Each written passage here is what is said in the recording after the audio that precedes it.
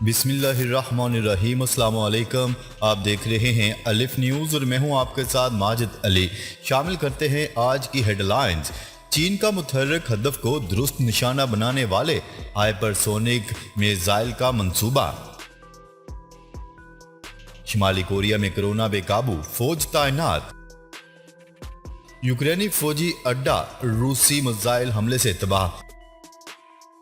بھارت کا افغانستان میں سفارت خانہ کھولنے کا عندیہ۔ امریکی ڈالر کی اونچی اڑان جاری، ڈبل سینچری کر لی۔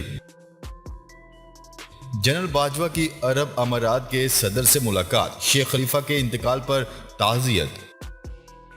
صومالیہ میں امریکی فوج دوبارہ تعینات، جو بائیڈن نے احکامات جاری کر دیے۔ تاجکستان میں ایرانی ڈرون طیاروں کے کارخانے کا افتتاح۔ پاکستان اور دنیا بھر کی خبروں سے باخبر رہنے کے لیے الف نیوز کو سبسکرائب کر لیں اور بیل آئیکن کو کلک کرنا نہ بھولیے گا۔ ناظرین، اپنی آراء کا اظہار کمنٹ سیکشن میں لازمی کیجیے گا۔ ہیڈ لائنز آپ نے جانی، اب بڑھتے ہیں خبروں کی تفصیلات کی طرف۔ چین نے متحرک ہدف کو ٹھیک نشانہ بنانے والے ہائپر سونک میزائل کی تیاری پر کام شروع کر دیا۔ چینی جریدے میں شائع ہونے والے مقالے میں سائنسدانوں نے بتایا ہے کہ اس نئے ہائپر سونک میزائل کے ساتھ چینی فوج خطے کی جنگ میں ہائپر سونک اسلحے کے استعمال کا دائرہ بڑی حد تک بڑھا سکتی ہے۔ رپورٹ کے مطابق چینی فوج کا ماننا ہے کہ ہائپر سونک ہتھیار جنگ کو بدل کر رکھ دیں گے، اس لیے چین اس ٹیکنالوجی میں برتری حاصل کرنے کے لیے بڑے پیمانے پر سرمایہ کاری کر رہا ہے۔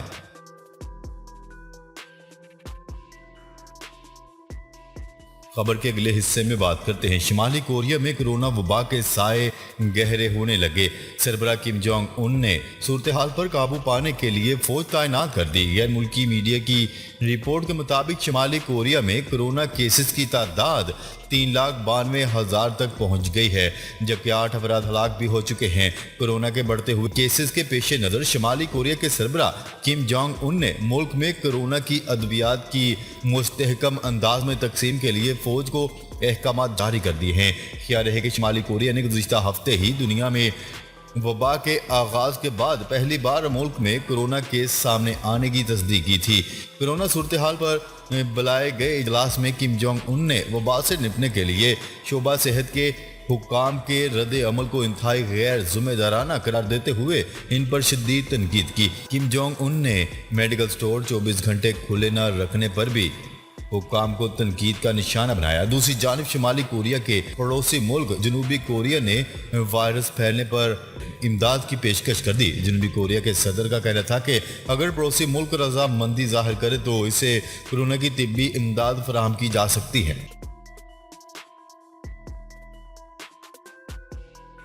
خبر کے اگلے حصے میں بات کرتے ہیں۔ روسی فوج نے پولینڈ کی سرحد کے نزدیک واقع یوکرین کے فوجی اڈے کو میزائل حملے سے تباہ کر دیا۔ عالمی خبرساں ادارے کی رپورٹ کے مطابق روسی فوج نے یوکرین کے مغرب میں واقع ایک شہر میں 4 میزائل داغے، جس کے نتیجے میں عسکری سائٹ مکمل طور پر تباہ کر دی گئی، تاہم کوئی جانی نقصان نہیں ہوا۔ یوکرینی فوج نے روسی فوج کے زیر تسلط شہر خرکیو میں فتح حاصل کرتے ہوئے روسی فوج کو پسپا ہونے پر بھی مجبور کر دیا۔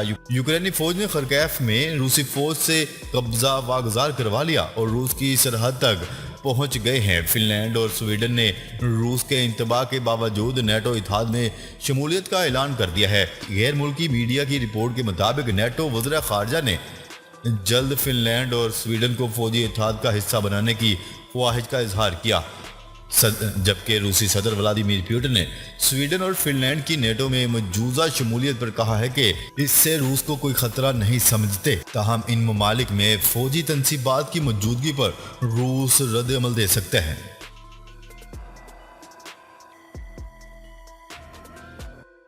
خبر کے اگلے حصے میں بات کرتے ہیں۔ بھارت نے افغانستان میں اپنا سفارت خانہ دوبارہ کھولنے پر غور شروع کر دیا، جس کے لیے ایک خصوصی مشن بھی حالات کا جائزہ لینے کے لیے کابل بھجوایا گیا۔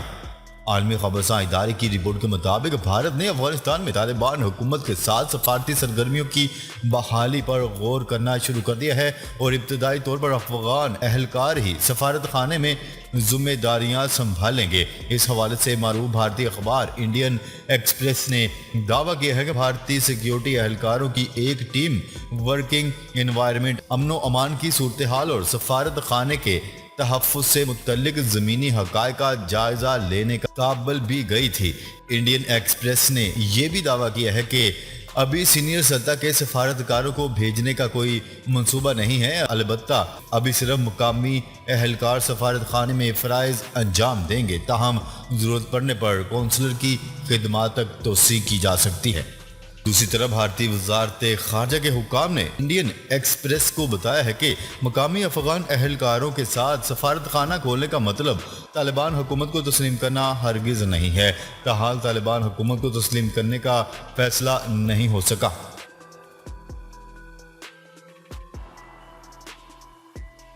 خبر کے اگلے حصے میں بات کرتے ہیں۔ ڈالر کی اونچی اڑان کا تسلسل برقرار ہے اور امریکی کرنسی کی قیمت ایک بار پھر ملکی تاریخ کی بلند ترین سطح پر پہنچ گئی۔ سیاسی اور معاشی افق پر غیر یقینی صورتحال، حکومت کی جانب سے سیاسی دباؤ کی بنا پر پیٹرولیم مصنوعات کی قیمتوں میں اضافہ کرنے جیسے اقدامات، جبکہ IMF پروگرام کی عدم بحالی کے خدشات نے آج بھی روپے کو بے قدر اور ڈالر کو مضبوط سے مضبوط تر کیا۔ ملک کی تاریخ میں پہلی بار ڈالر کے ریٹ 200 روپے ہو گئے۔ انٹر بینک مارکیٹ میں ڈالر کی قدر 2.37 روپے کے اضافے سے 198.11 روپے کی نئی بلند ترین سطح پر آ گئی، جبکہ اوپن مارکیٹ میں ڈالر 2 روپے مہنگا ہو کر 200 روپے تک پہنچ گیا۔ ماہرین کا کہنا ہے کہ IMF معاہدہ طے پانے تک روپے کی قدر میں کمی کا سلسلہ نہیں رکے گا۔ ملکی زر مبادلہ کے ذخائر میں 22 ماہ کی کم ترین سطح پر آ گئے، جو صرف 1.5 ماہ کی درآمدات کے کافی ہیں۔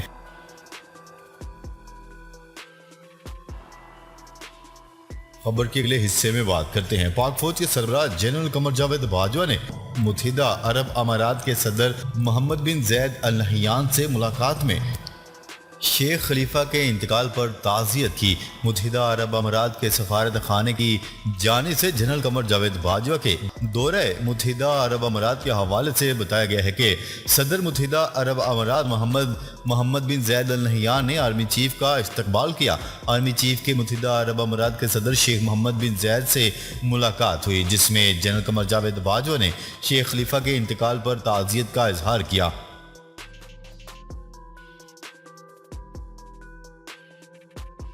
خبر کے اگلے حصے میں بات کرتے ہیں۔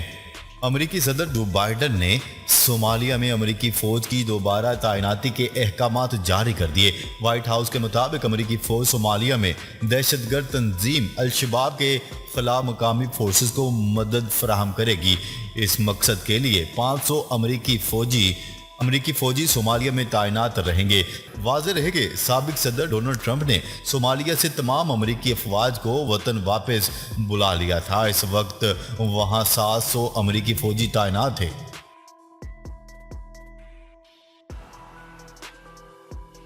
خبر کے اگلے اور آخری حصے میں بات کرتے ہیں۔ تاجکستان کے دارالحکومت دوشنبے میں ایران کی مسلح افواج کے سربراہ اور تاجکستان کے وزیر دفاع کی شرکت سے ایران کے ابابیل 2 ڈرون طیاروں کی پیداوار کے کارخانے کا افتتاح ہو گیا۔